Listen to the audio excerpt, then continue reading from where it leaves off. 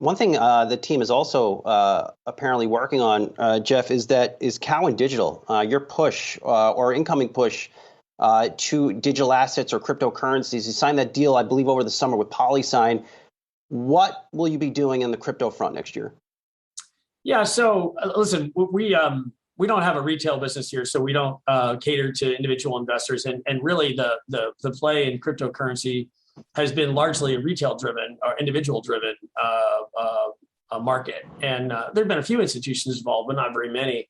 And our view at Cowen is the institutions are just getting started. And we've seen this play before, where institutions follow individuals.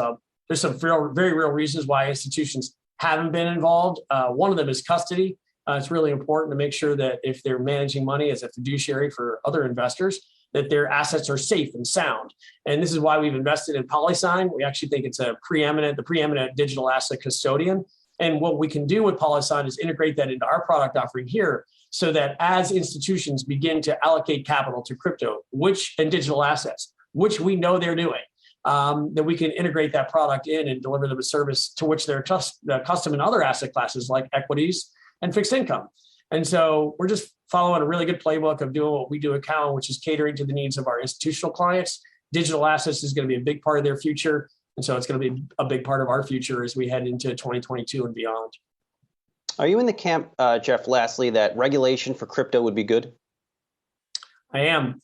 I am very much in that camp. I think we've done some amazing things in this country in particular around regulation that allows people to invest in financial assets without what I would call aberrant risk. It's not like we get it right all the time, but when you think about things like the 33 Act, or you think about things that the role that the SEC plays, these are really critical roles to making it safe for investors.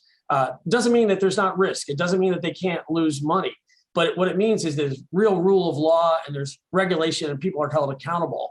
And I just think, as we put rails around crypto, reality will sink in and institutions will show up and there'll be more price stability, and you'll be able to make better investment decisions without sort of aberrant things that might otherwise occur that could conspire to keep you from actually making the returns that you deserve. And so to me, regulation is a real positive.